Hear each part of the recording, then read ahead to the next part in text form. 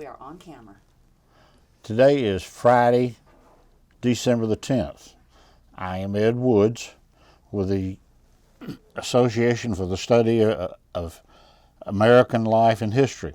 With me is Sue Verhoff. Sue is the Director of Oral History and Genealogy at the Atlanta History Center.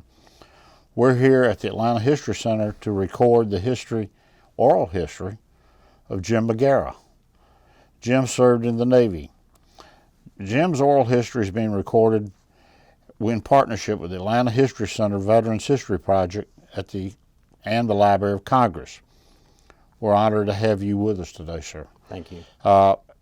First thing I'd like to begin with is, could you tell us a little bit about your life, where you were born at? This was prior to your time in the service, where you were born at, and your early education, and how you got really where you got. Sure. I was part of a Navy family. My dad was a surface line officer and became an engineering duty officer. We were stationed on both the East Coast, West Coast, and Gulf Coast. I was born in Newport, Rhode Island when he was stationed up there aboard ship.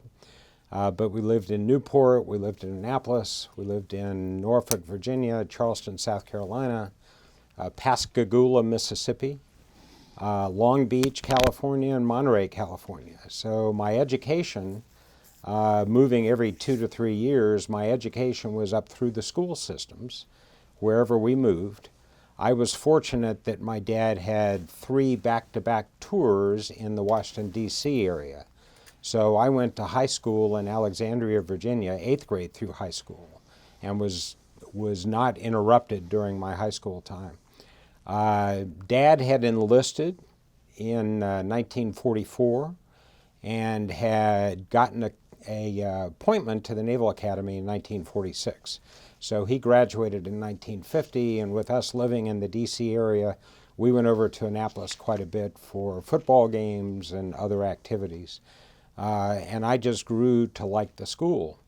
I was on the rowing team in high school, and we actually went over and rowed against the freshman team at Annapolis, and we beat them. And so I thought that was pretty neat too. So I applied for an appointment to the academy.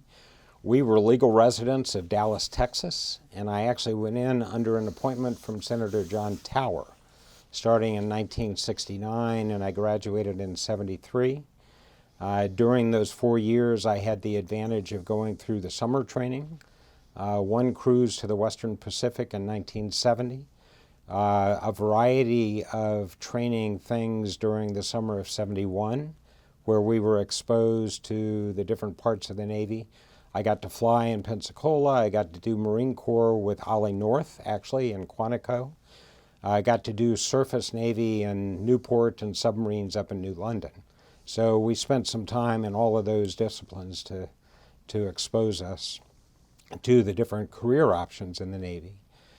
And then in the summer of 72, I did a half of the summer with the new plebe detail, the new class coming in, where we helped to manage and lead and train the new midshipmen. And then the other half, I flew over to the Mediterranean and did a cruise on the USS Meredith, DD-890. We finished some exercises in the Mediterranean and then crossed back over the Atlantic to their home port in Mayport. I graduated in 73 as a surface line officer.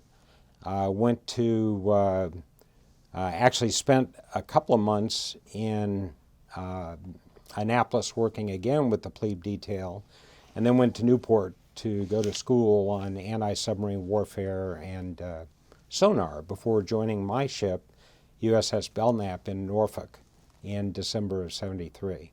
So that's sort of how I got into the Navy, through the family influence and the exposure to the academy, and then ultimately attending the academy. Well, after this, where did you go from there? I mean, you talked about you graduated from Annapolis in 73, and I noticed on your form you did something unique. It's interesting, particularly to those of us that were there. Could you Yeah, expand let me go through some of those. I think you're referring to my training cruise in 1970, where I was on USS Vancouver, LPD-2, out of San Diego. And we left San Diego and went to Yokosuka, Japan after crossing the Pacific. And then we went to Hong Kong, and we were diverted to Da Nang, South Vietnam. Went down there, we were an amphibious ship, and we diverted to go down and pick up some Marines and equipment that had to be transported back to Pearl Harbor. So we spent a couple of days pierside in Da Nang. Usually the deep draft ships, like I was on, usually are sent back out to anchor overnight because of the risk of swimmers. And because of the time frame that we were under, we were not allowed to go back out to anchorage. We stayed pierside overnight. But because of the risk of swimmers, we did have the special ops teams in rubber rafts dropping hand grenades in the water every 3 to 4 minutes to make sure the swimmers stayed away. So that was fairly interesting. We had a firefight across the bay, but we didn't get involved in any direct combat while we were pierside in Da Nang. After I joined my ship in '73, I went through a series of training classes because even though I had been trained to become the anti-submarine warfare officer, they had a need as a new electronic warfare officer. So I went to electronic warfare classes after I joined the ship, and then we deployed in the summer of '74 on a UNITAS cruise.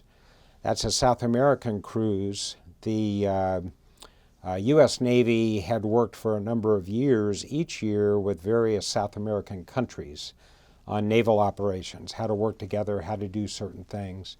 And so we basically circumnavigated South America, worked with 7 different countries, came back up through the Panama Canal, which was a pretty neat experience. And while we were with the different countries, we would operate about half the time with their naval elements, and then we would come in pierside and provide a combination of training lectures and public visits, basically to show the flag for the Navy. We had the commander of the Southern Forces embarked on us, and he did a lot of diplomacy with the different embassy staffs and things when we were down in South America. We came back, and I changed positions from electronic warfare officer to the damage control assistant. Went up to Philadelphia for a couple of months of damage control school.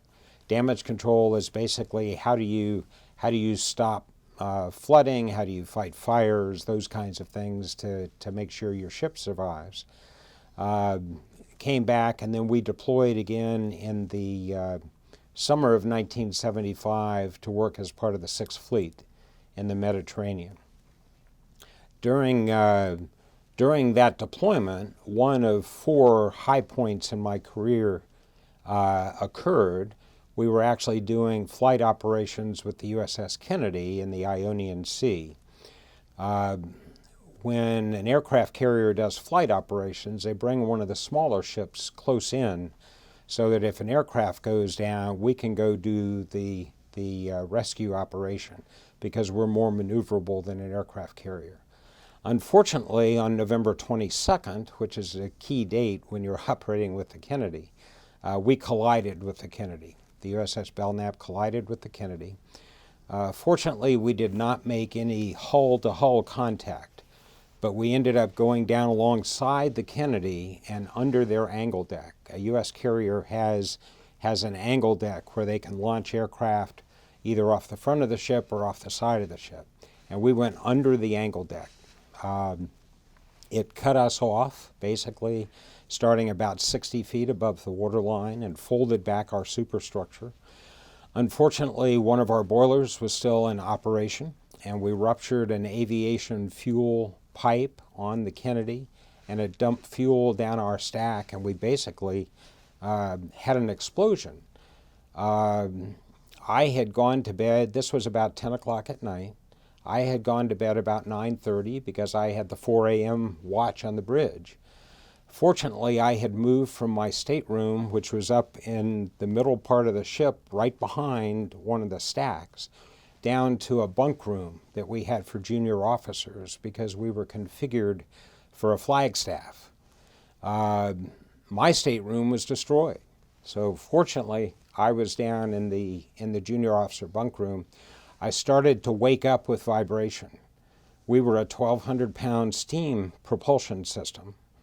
And if you open the valves or close the valves too quickly on steam systems, you get cavitation in the pipes. And that created the vibration, and that's what woke me up. Then we started bouncing, and so I'm the damage control assistant, and my first thought is, we've run aground. I forgot that an hour before, when I went to bed, we were 60 miles at sea out in the Ionian Sea. But that was us starting to go under the carrier. So I quickly got dressed and started to go forward toward Damage Control Central, it was my battle station, and it's where I had all the diagrams and information on the ship, all the sensors.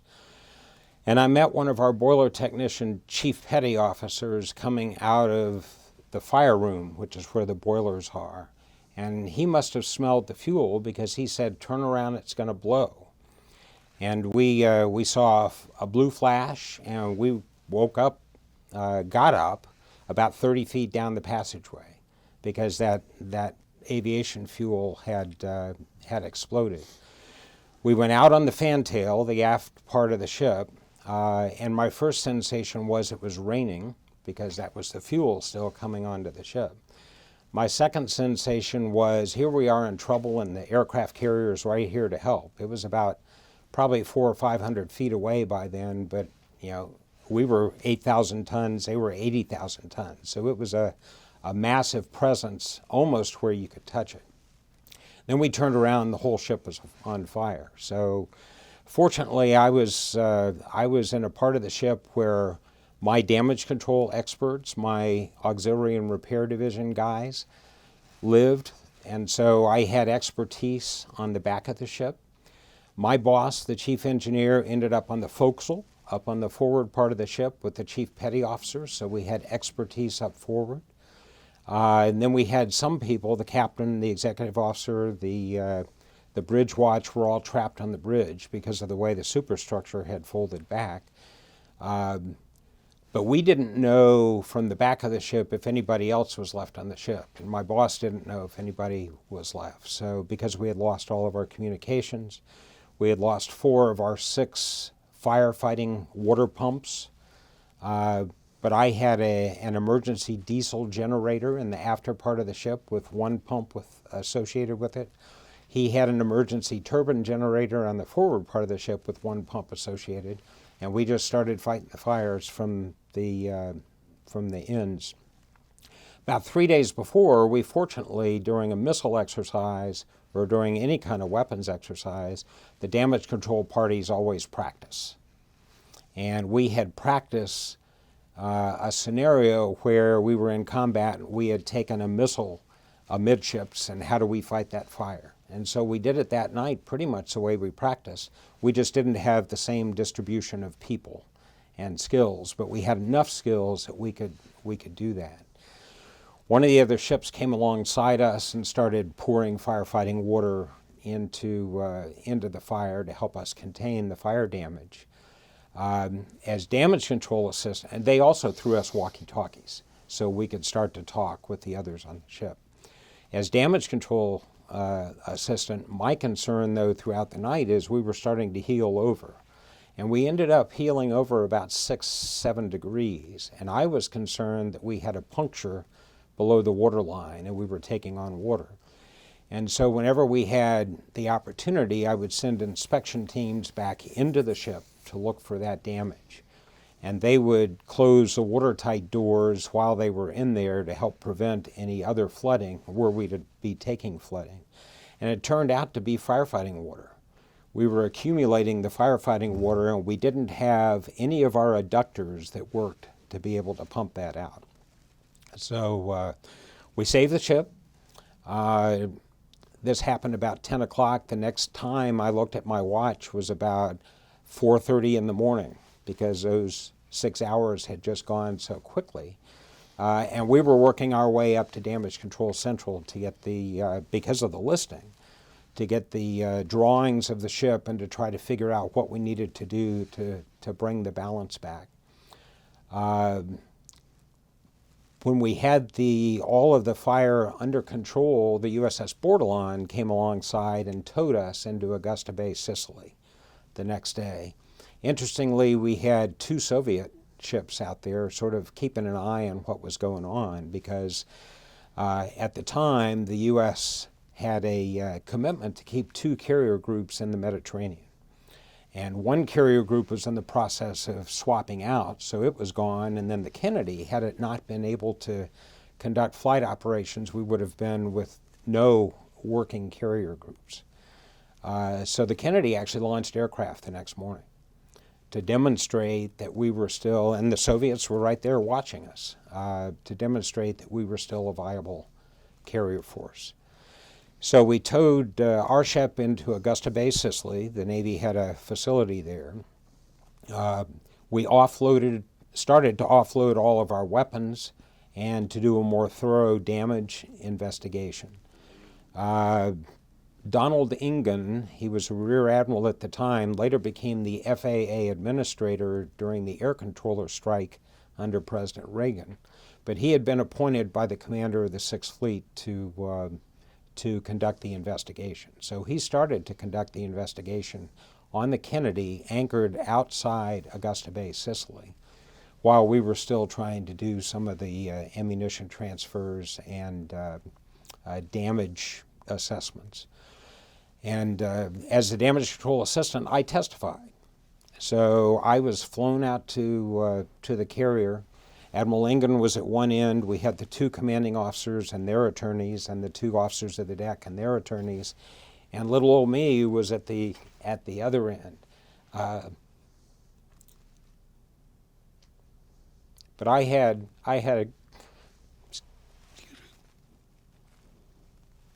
I always think back to the sailors we lost. But I had a good story to tell Admiral Ingen about how we saved the ship. And I gave him a 3-page typewritten report on recommendations that we would make because of problems we had encountered that night. You know, losing access to most of our primary damage control equipment, losing access to our fire pumps, our oxygen breathing apparatus, rated for an hour. You got trained to never plan to use it more than 30 minutes. I had people coming back out from the smoke after 2 to 5 minutes because of the high failure rate. So we had a lot of good, I thought, good productive recommendations to make. We did lose a number of sailors. The carrier lost 1 sailor. But we had that investigation. It resulted in a pretty lengthy report later on, parts of which are in a briefing I sometimes give on the collision. And they did, I got to tour Belknap. It was rebuilt, and I'm jumping ahead here a little bit. It was rebuilt and became the 6th Fleet flagship a couple of years later. And I got to tour it in Norfolk before it went back over to the Mediterranean. And they had actually adopted some of our recommendations. Not all, but some of the recommendations. One of the salvage ships that was home ported in Little Creek was actually in Barcelona, Spain, getting ready to go home for Christmas. Remember, this was late November, early December. They were diverted back to Augusta Bay, and they towed us up to Naples. And we got to Naples, and we continued to patch holes and cut off very ragged pieces of metal from the fire and the explosion. We had been designed with a steel superstructure, but with aluminum plating on the side. And we actually, during that night, had exceeded the flash point of the aluminum. And that actually changed ship design standards after that, because the aluminum burned. But we sealed up the holes and planned on how we might tow the ship back to Philadelphia. The USS Hoist did not have the fuel capacity to make it all the way back from Naples to Philadelphia. So we had our forward fuel tanks were intact. And we had a theory that we could fill those with diesel fuel, because that's what the hoist used. We could fill those with diesel fuel, and we could float back sections of 50-foot sections all connected of 2.5-inch fire hose and refuel. So on December 20th, we decommissioned the ship. On the 21st, everybody but me and 12 guys went home, and we were transferred to the hoist. And we got underway on the 21st of December, started out through the Med, always had Soviets following us in the Med, either their AGI boats that were intelligence gatherers or sometimes a combatant. On Christmas Day of 75, we were getting close to Gibraltar, moving fairly slowly if you know that geography. But we were getting close to Gibraltar, and we said we've got to test this theory of how we can refuel the hoist. So we had tied cargo nets on the back of my ship, and my folks and I got on rubber rafts and went back and climbed the cargo nets and went up onto the ship, started off both the turbine forward and the diesel aft so that we had some power, and floated back. I don't remember how many sections we had to tie together, probably several dozen, but floated that hose back, grabbed it with a grappling hook, hooked it up, and started to refuel the hoist. With a 2.5-inch hose, it doesn't go very fast. So we were on board Belknap doing damage assessments, what might have happened in those first 4 or 5 days of the tow while the fueling took place. One of my guys found a Santa Claus suit, dressed up in it, and stood up on the forecastle and went ho, ho, ho.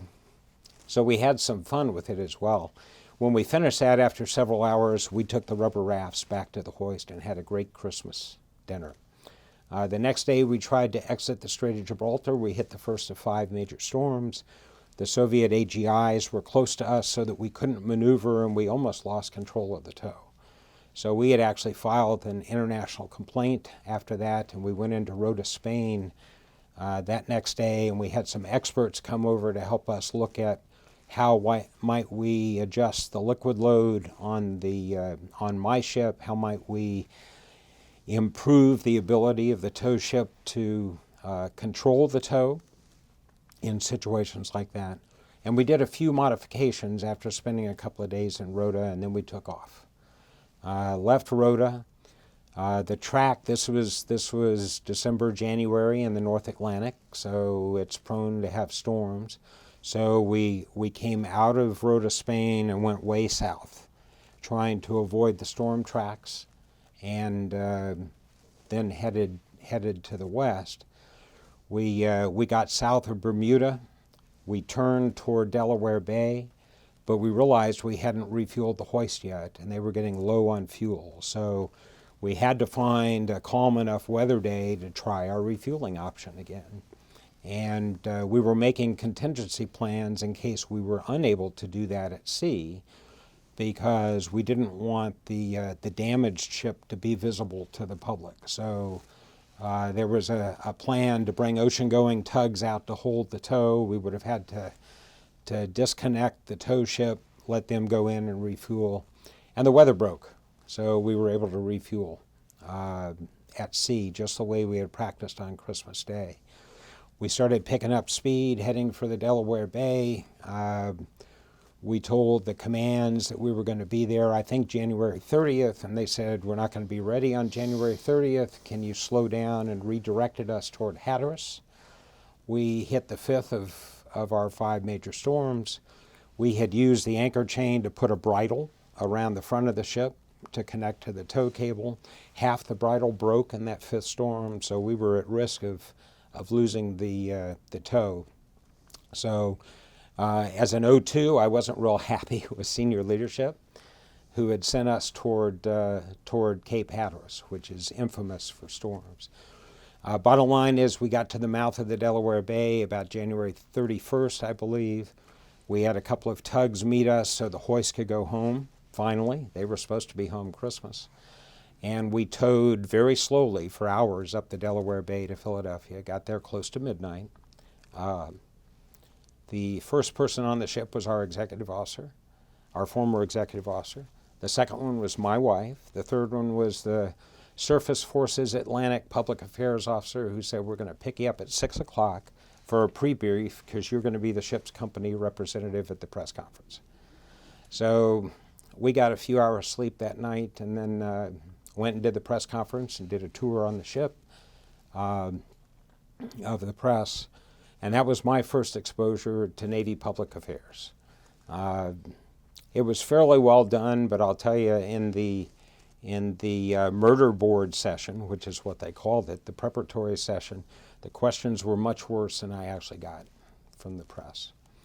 I stayed in Philadelphia for several weeks working with the shipyard to do the planning and estimating on what it would take to rebuild Belknap.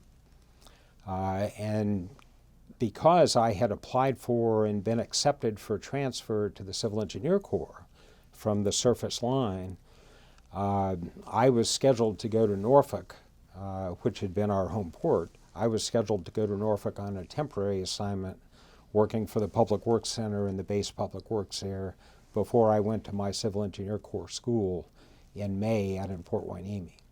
So we got to come back to Norfolk, we got to pack up, and we got to negotiate with the detailers on where we were going. And we were primarily East Coast people, except for a couple of Dad's tours on the West Coast. So we told the detailer initially anything west of Guam, west of the Mississippi. And he offered Guam. And we said, well, you know, we've sort of been separated for most of our 3 years aboard this ship. How about something in the continental U.S.? And so I got orders as Public Works Officer to Naval Support Activity, Mare Island, California, just north of San Francisco. But we first went to Port Hueneme for the Civil Engineer Corps Officer School. Spent a couple of months there. Then we moved up to Mare Island. I owned the housing on the base as the Public Works Officer, so we lived in housing on the base. We had a nuclear submarine shipyard, and there was an 06 Civil Engineer Corps guy in charge of the shipyard, and I was in charge of everything outside the shipyard. So we spent a couple of very nice years there. Our first daughter was born in the Oakland Naval Hospital. We were 20 miles south of the Napa Wine Valley, so on weekends we would go up and check out the Napa Wine Valley. I tried to start learning how to play golf because I owned the golf course too, and my captain and I felt like we had to inspect the greens every so often. So we did that with one of our lawyers and one of my architects. So we had a really good time there. I had originally been accepted in a grad school program for surface line officers. I had to give up that slot when I changed to the Civil Engineer Corps. But I was looking at trying to go back to graduate school with the CEC. I was basically offered a position before graduate school to get into a battalion, a Seabee battalion, Naval Construction Battalion, so that I could still, as a junior officer, so that I could start to get some experience with the Seabees. But we opted instead to go back to Georgia Tech. I had been accepted there in the surface line graduate program, and when I changed designators, they said they'd still take me. And when I decided to leave active duty and go into the reserve components, they said they'd still take me. And I got an academic assistantship there to help with the VA funds, to help with the graduate program, and I did a graduate program at Georgia Tech in 78, 79 when we came back after Mare Island. I've got a couple of questions. One is, at any time during this issue with the Kennedy and the Soviets were watching you, do you think that they would have, if needed, they would have come to help in any way? That was a curious debate that took place afterward. Usually there's sort of an unwritten rule of the sea that you help mariners in distress. I think had we not had the other U.S. ships in the vicinity, I think there was a possibility they could have come to help. But because we had the other U.S. forces in the vicinity, there was really no need. Okay. And frankly, it turns out that our fleet commander really didn't want him involved. Right. So The other question is, why did you leave the line officer to become a CEC officer? What was the motive for that? Interesting. We looked at that pretty hard because I had, through Annapolis and after Annapolis, I had been trained as a surface warfare officer. And I found as a junior officer, it was a tremendous experience because you were thrust into leadership positions right away and you were given high levels of responsibility, like driving an 8,000-ton cruiser. But as I looked at career path, what we saw was more and more absence from family over time. I also had a couple of my Annapolis classmates who had gone directly into the Civil Engineer Corps. We only had, the Naval Academy pushes most of its graduates into line operations, whether that's Marine Corps or whether it's ships, submarines, air, and the Navy. The staff corps, and Civil Engineer Corps is one of the staff corps, are considered support functions. And so there are very few slots open for physically qualified graduates to go into the Civil Engineer Corps. And one of my classmates, who was number one in our class on class standing, took that one spot. But I had some other classmates from my company who had gone Civil Engineer Corps because of color blindness or some other reason. And it was fascinating to talk to them about the levels of responsibility and what they projected over a career. And we just found that very appealing, with less absence. Now, the operational units in the Civil Engineer Corps are the Seabees, the Naval Construction Forces. And the Seabees provide contingency construction not only for the Navy, but for all of the services. And so that would have been 7 to 9 month deployments at the time, and our shipboard deployments were 6 to 7. So there was still the prospect of some separation, but not nearly to the level that we saw as we were looking ahead in the surface community. My wife also wanted to go back to grad school, and being only one place for probably 2, maybe 3 years maximum doesn't really give you an easy way to do that. So we decided to go into the Civil Engineer Corps, and then after that tour in Mare Island, we decided to go into the reserve component because I didn't want to, I mean, I was very pro-Navy. I still wanted to participate in the Navy. But this allowed me to go back to grad school and then to pursue a parallel career, which is what I did after we transitioned back to Atlanta. After I finished my degree, I actually got employed by Southern Bell, which doesn't exist anymore, but Southern Bell was part of the Bell system, and I went into the network department, looking primarily at how the communications infrastructure worked. I was focused primarily in Georgia to start, but my responsibilities expanded to include Georgia and the Carolinas. While I was doing that, my wife went back to Emory and got her doctorate and has gone into private psychology practice here in Atlanta, focused on forensics. That was not her intent coming out of the graduate program, but that's how she and her business partner have evolved. But I spent a good bit of time in the landline part of Southern Bell, and then as the wireless industry started to expand, I moved from the network department in Georgia and the Carolinas. I moved to work for the group president of mobile systems at Bell South Enterprises. That had our 3 mobile companies, Bell South Mobility, American Cellular Corporation, and a paging company called Mobilecom that was headquartered over in Jackson, Mississippi. I worked for the group president for a couple of years as his executive assistant, and then went out to Bell South Mobility as the business planning and strategy and network oversight guy. That was in the summer of 1990. Late summer of 1990, Saddam Hussein decided to invade Kuwait. I had taken command of one of the, at the time, 17 reserve naval construction battalions. And so when we were headquartered over at Redstone Arsenal in Alabama, And I had my leadership there for an inspection by our regimental command. I guess it was in our September drill weekend, and got a call to be in Gulfport the next week. So my executive officer, my operations officer, and I flew down to Gulfport, found out that we were in the rotation for the civil engineer, or for the construction force, for the Seabees.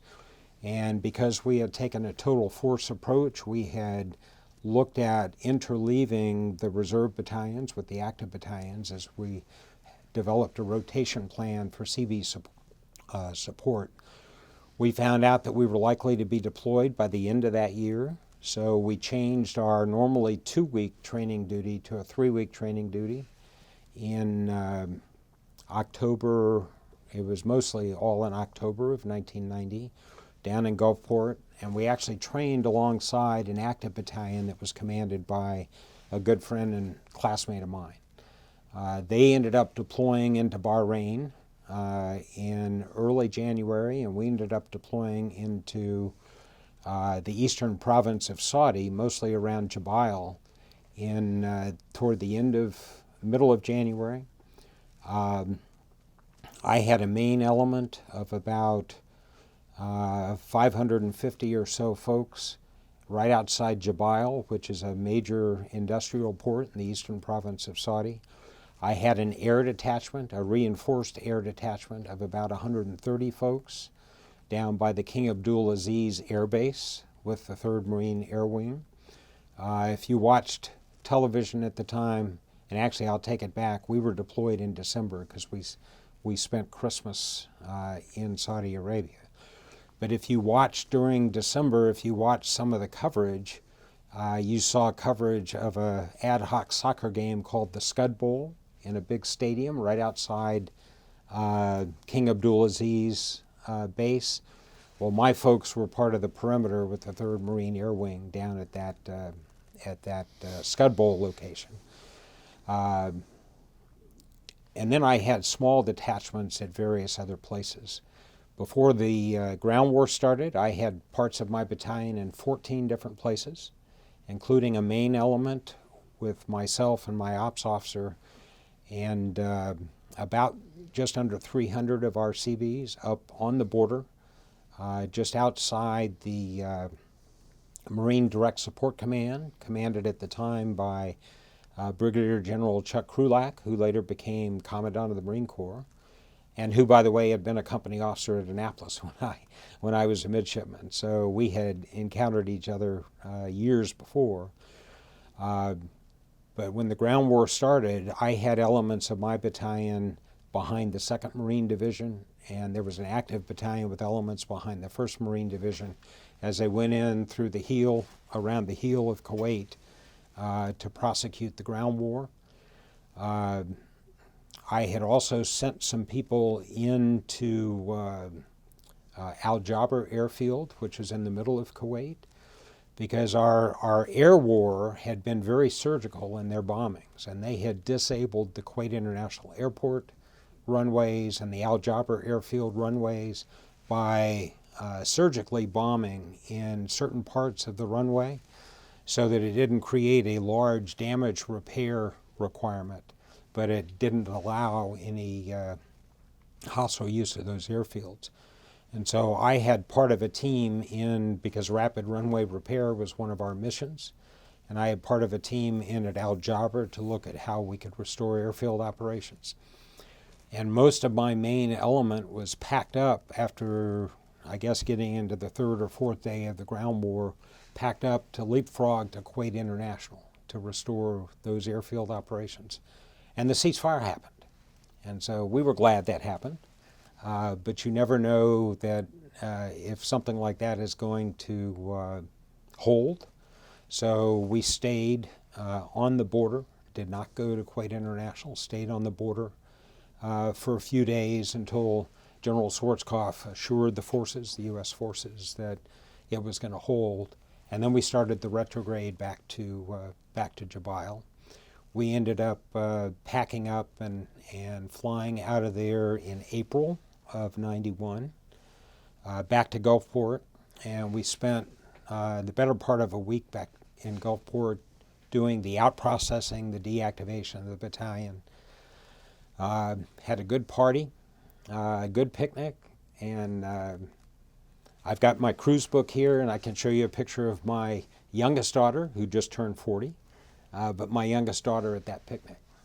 So that was fun to come back. I went back to Bell South, by the way, was wonderful in terms of their support of reserve and guard forces. So I went back pretty much into the same job I had left. And I told my boss at the time, I'm really glad to be back in a more predictable environment. And the next week, we merged Bell South Mobility with Bell South Cellular and created, or with American Cellular, and created Bell South Cellular. So we just sort of mixed things up again. So the wireless industry at that time was pretty wild and woolly. That's back when we had the big box phones, the bag phones, the bricks that we used to call them, the car installed phones.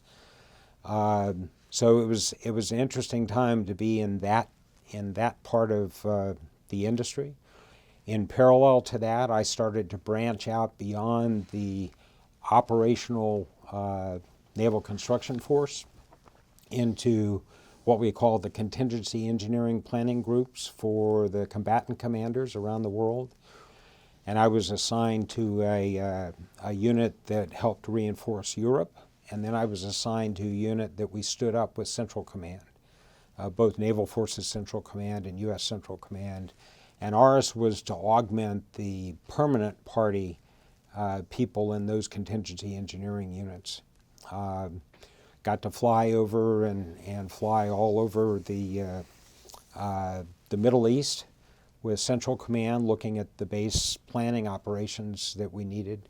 And all of this was in a reserve status. So I would leave Bell South for anywhere from a couple of days at a time to a couple of weeks at a time. And again, they were very, very supportive while we did that.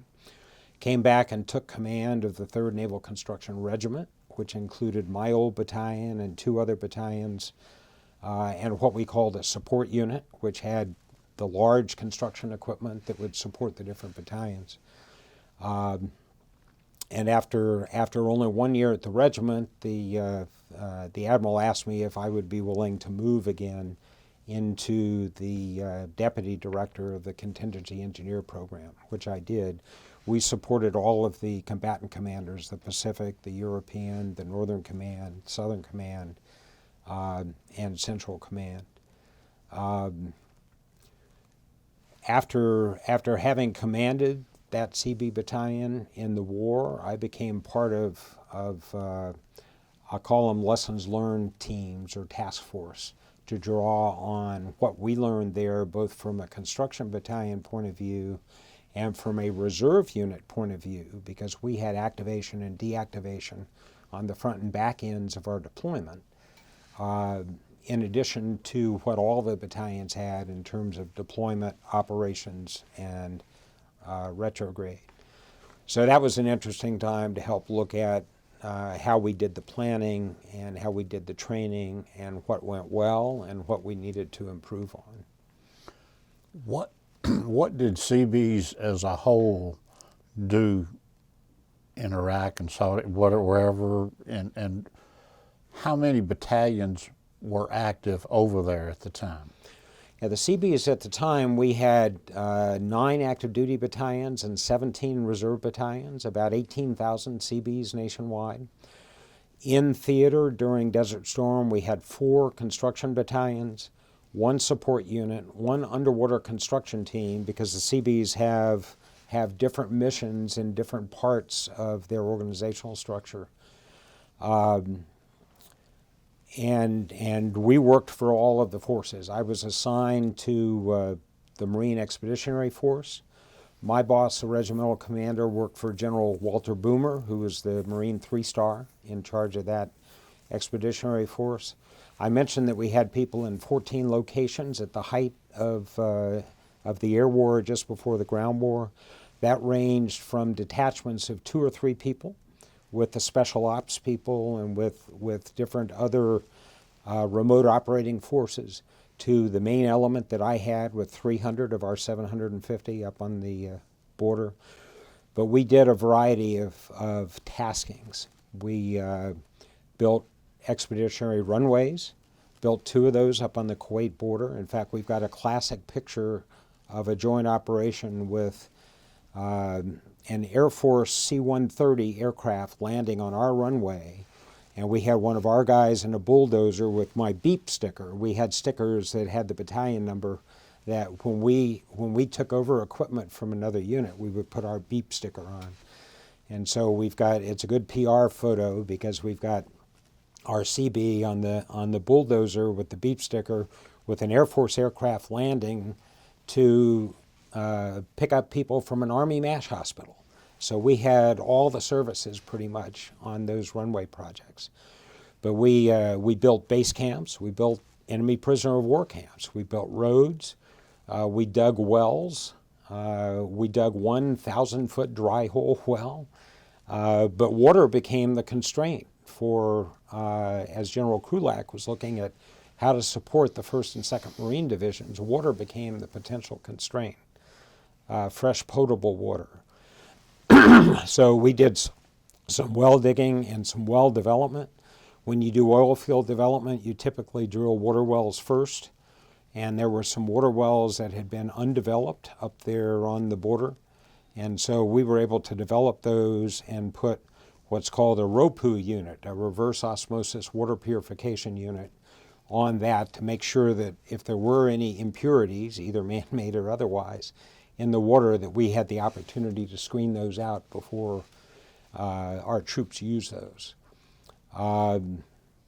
We had special projects for, we built a thing that we call the tippy top that was basically a barrier for mobility. Built those out of concrete. The Marines used those to, as they cleared minefields going into Kuwait, they used those to mark because they would put chemically operated lights on them, and that would mark for the operating forces the safe path through the minefields. So we had a variety of things. One of the neat things about the Seabees, actually 2 neat things. One is that we're required in our what's called required operational capabilities to be able to task organize pieces of our battalion up to half battalion strength and be able to operate in those pieces. That's why I was able to create 14 different elements out of my battalion during the war. And second is that we've got a whole bunch of general construction skills, both horizontal and vertical skills, because you don't always have, here's a nice neat house plan that you're going to go build. You've got a Marine customer that says, I need you to help me figure out how to navigate through the minefield once we clear it. And so our guys would work with the customer, mostly the Marines, but sometimes the Army and the Air Force, and sometimes the coalition forces. Our guys would work with the customer to sort of figure out what's the problem you're trying to solve, and here are some options on ways to solve it. The neat thing about being a reserve construction battalion is I had people in my battalion who were masters in their trades out in the civilian sector.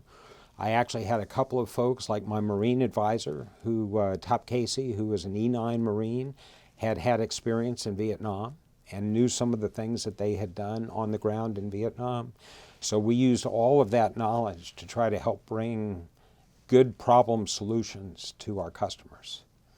And it was a pretty neat way to apply and to demonstrate the value of having a reserve complement within the construction force in addition to the active complement.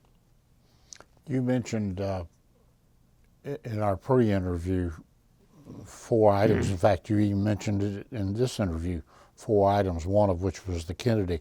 What was the other 3? And If I look back on my career, there are 4 sort of highlight things that I think are fairly unique, other than the normal progression.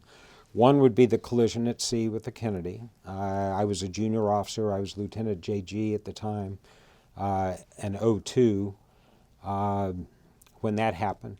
One was commanding a Seabee battalion in wartime in a combat zone. That's not something that everybody has the opportunity to do. But then as I progressed into more senior roles, I've mentioned a third one, and that was my call and assignment temporarily to Annapolis right after I retired from Singular Wireless. Bell South Cellular later became a part of Singular Wireless when Bell South and Southwestern Bell merged their domestic wireless operations. But I got to spend 3 months on the ground after Hurricane Isabel in Annapolis at the Naval Academy. There had been a 7-foot tidal surge as Isabel moved up the Chesapeake Bay. And a lot of the academy is on reclaimed landfill. And we had some pretty significant flooding at the academy. And we found that we had a number of single points of failure in a lot of our infrastructure systems, electrical and gas and steam and some of those kinds of things. So we had a new superintendent at the Naval Academy. I had just retired from Singular Wireless. And my boss, the chief of civil engineers, I was a 1-star at the time, selected for 2-star.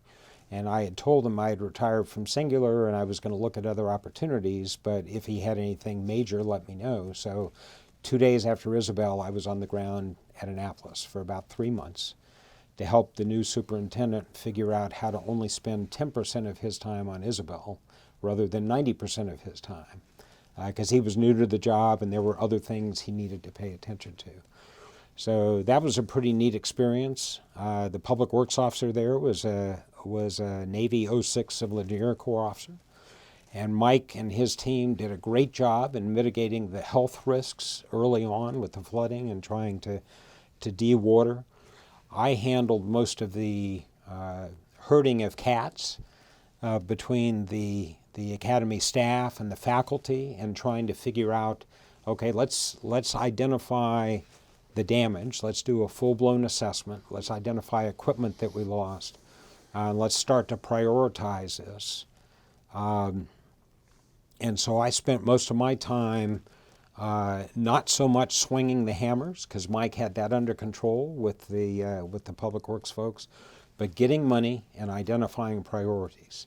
Mike Mullen, who later became the chairman of the Joint Chiefs, I think he was a 2-star, maybe a 3-star at the time, was on the Navy staff that determined resource allocation. So I got to know him really well, and he had a fond place for the Naval Academy, and much to the chagrin of the other commands in my claimancy, I was able to get a disproportionate share of funds for that first year for the initial repairs and recovery operations. We were also able to update the master plan.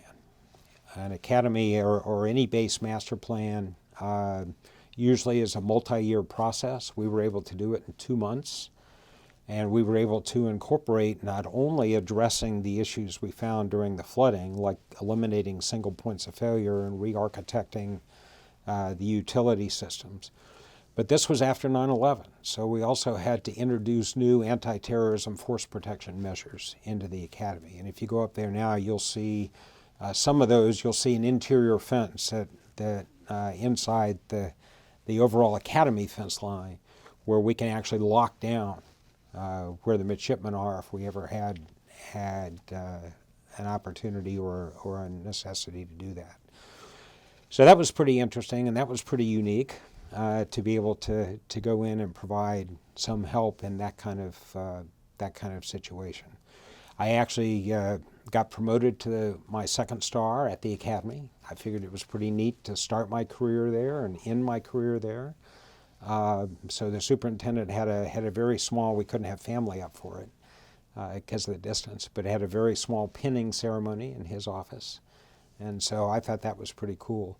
When I briefed him in early December, when he was getting ready to hit the road for the Army-Navy game, I gave him a list. I said, your ability to execute this, and the list was over 1 million items of equipment, ranging anywhere from test tubes and electron microscopes to pianos and furniture. And we had been able to prioritize a lot of the construction needs, and it actually introduced projects into the Navy system to start to compete for funding for those. I said, your ability to execute this is totally dependent on your ability to get money. And he said, yeah, tell me something else I don't know. So that was sort of fun to be able to provide that value back to my alma mater. After that, I moved to become the Deputy Chief of Civil Engineers as a reserve officer. Mike Luce was the Chief of Civil Engineers at the time, and he was looking at redefining the way the Navy provided engineering and installation services. The Naval Facilities Engineering Command provided that to the Navy, and he asked me to do the same thing on contingency engineering. So I was flying around to the different combatant commanders. I had talked to the Northern Command, the Southern Command, the European Command, the Central Command, talking about contingency engineering, whether that's troop construction, like the Seabees or the Army Combat and Marine Combat Engineers, or whether it's contract construction. And we had a good dialogue going with the combatant commanders. I was scheduled to go out to Honolulu, Japan, and Hong Kong and do the same thing with those combatant commands. Japan and Korea, I'm sorry, and do the same thing with those commands. And I had lunch with a classmate of mine who was the Chief of Navy Reserve at the time, a 3-star. And he did what he'd done several times before. He said, we were in the Pentagon, and he said, by the way, I threw your name in the hat for something. And nothing had ever materialized the prior times he had done that, so I didn't think anything about it. But I was home actually on a golf course, and I got a call from Gordon England's office. He was Secretary of the Navy, and got a call from his office saying, when can you come up for an interview? And John had recommended me to, if you think back during that time, we were in the war in both Afghanistan and Iraq, and we had reopened a detention facility at Guantanamo Bay. And we had brought what were identified as some of the worst to Guantanamo. And at the time, we realized that this global war on terror was not going to be like any traditional war. It wasn't going to end with the signing of a peace treaty on a battleship. It was much more difficult to actually define. And so the U.S. government had decided to put in place a review process similar to a parole process, because we did not want to be the world's jailer. And we knew that we didn't want to hold some people indefinitely unless there was a reason to do so. So my interview with Gordon England was about 5 minutes. I like to tell this story because it's an engineer story. I walked in, and I was actually waiting to walk in, and the Chief of Naval Operations walked in and said, I know you've got an appointment with the Secretary, but I've got to see him. And I said, sir, you've got 4 of these things. I've only got 2, so please, go on in. But when he finished, Gordon stood in his doorway and hollered, and he said, Jim, come on in. And we walked in, and he said, I guess you know what the interview's about. And I said, yes, don't you need a JAG officer to do this? And he said, I don't need a JAG officer. It's not a judicial process. It's an administrative process. It's sort of like a parole board. He said, I've got a stack of resumes, and I like yours best because I'm an engineer. And I said, well, sir, if you need, and he said, I need somebody with no prior involvement in the apprehension, detention, or interrogation of detained combatants. And so I said, sir, if you need a clueless engineer, I'm your guy. And he said, when can you start? That was our interview. And so he takes me down the hall to Vice Admiral Moore's office. Moore had started to put together the framework of how these processes would run. But he was about to retire, and he had been a former Fifth Fleet commander, which was in that area of responsibility. So he had some prior engagement. So I walk in to meet Admiral Moore and learn 2 things very quickly. One is his deputy had been in the same company as I had in the Naval Academy. So Frank became my deputy. And second, I learned that Moore had been on the bridge of the Kennedy when we hit. Small world. So I became the director of the office that did the administrative processes on the detainees, these parole kind of processes. And between the time of the interview and the time I started, the Supreme Court had issued the first of its rulings on detained combatants. And Justice O'Connor, in her plurality opinion, had written that combatant status, which is normally determined by the operational commander on the ground, combatant status is the whole basis under the Geneva Convention that you can hold, that you can detain combatants. Sort of a preventative measure, not a punitive measure like the criminal justice system.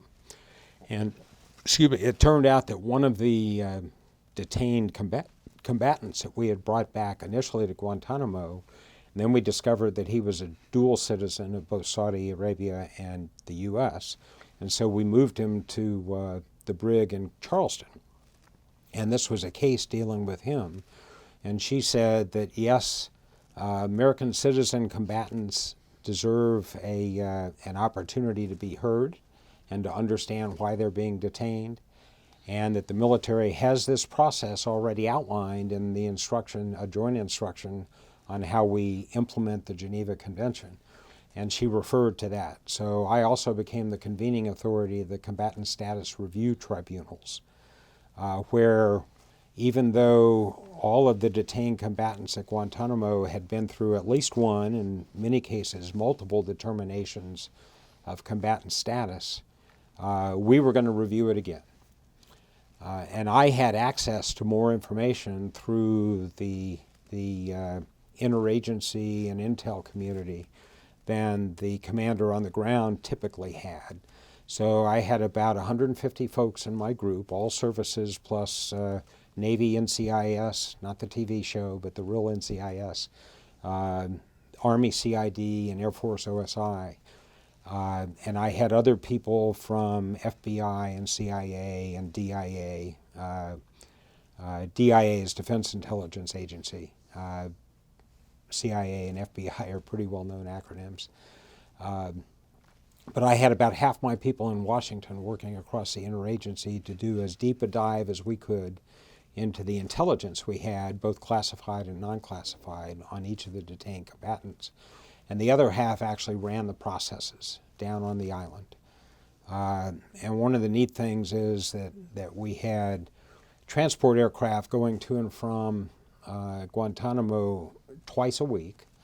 And Gordon England, who had then become the Deputy Secretary of Defense, he said, I don't want you sitting around waiting for, I know you need to visit the island, but I don't want you sitting around waiting for this aircraft, because it only flies 2 days a week. So I had access to the Navy executive fleet of Gulfstream aircraft on a not-to-interfere basis, and my guys did what you normally do when you want things like this to work. They got to know the staff really well that scheduled the aircraft. So we only got bumped once over the couple of years that I was doing this, and my commitment to Gordon was I would always fill the aircraft. Wasn't hard to do because it's about a dozen seats in each of these Gulfstreams, but I had interagency people from all those agencies I mentioned and from within the DoD who wanted or needed to go to Guantanamo for some reason. So we had no problem filling the aircraft. And I'd go down a couple of times a month to see my folks, to see how things were going, to observe the procedures, and make sure that we were doing things the right way. So that was sort of the fourth of those unique things.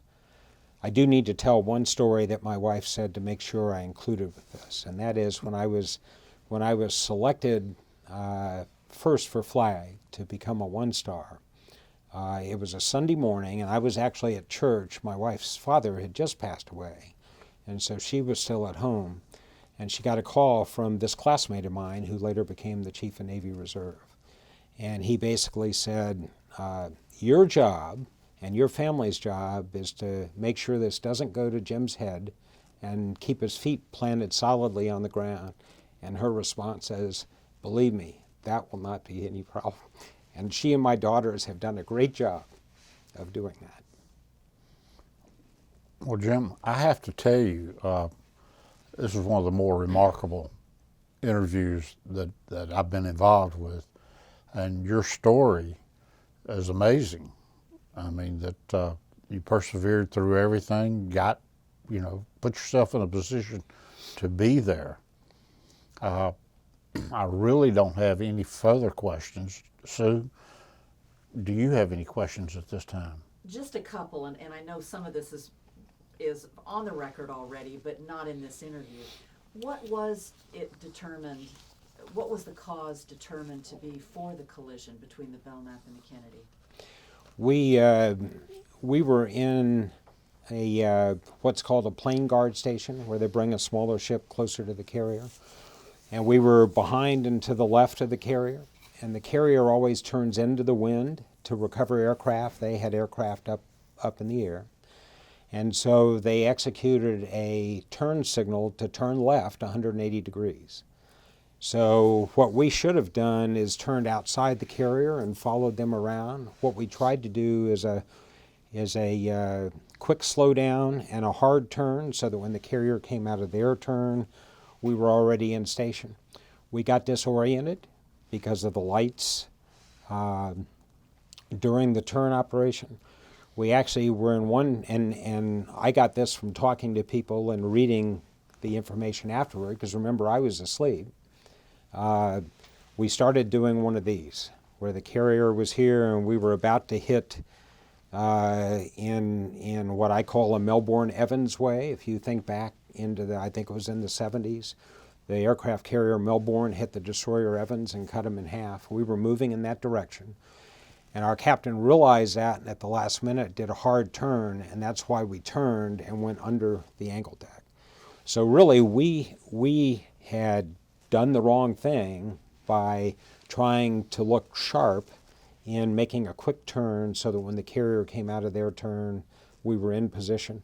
When we should have followed them around, it would have been a less sharp move, but it would have been a safer move. There was a lot of debate and discussion after that about the number of lights on ships at nighttime. You've got the regular running lights, the navigation lights that are required.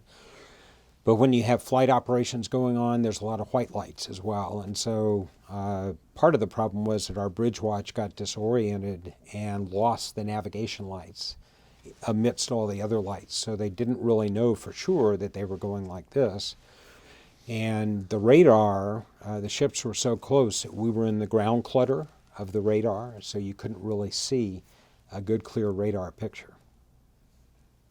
If you go on a carrier today, they've got what's called the Belknap pole on aircraft carriers. As a flag officer, I got to go to an orientation, 3-week orientation to all the parts of the Navy, and part of that was flying out and landing on the Truman, and then touring around with the commanding officers. And we asked him, what's that pole? And he said, that's the Belknap pole. Well, that allows the carrier to use as a reference point in relative motion, and that was a result of our collision. So there were things that were implemented that helped the Navy writ large as a result of our collision. Do you happen to know how many sailors did lose their lives? Yeah, we lost 7, and the carrier lost 1.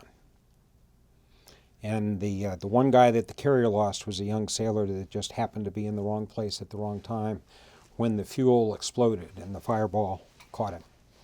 Did they have aircraft in the air? They had aircraft in the air, and they actually were able to recover their aircraft. Okay, good. This was on one side under the angle deck, so their main deck was pretty much intact, and they were able to recover the aircraft. And then I thought I'd just offer you a chance if you wanted to. Were there any memories that stand out from your time during Desert Storm in combat? The things that you did there? Well, Desert Storm, there's an amazing report of the things that the Seabees did for all their customers. And when you read that and you look at the fact that it was just a matter of a few months, both the buildup and then the war was fortunately so short, the amazing accomplishments of the Naval Construction Force. And in general, beyond just Desert Storm, the people. Those are the memories.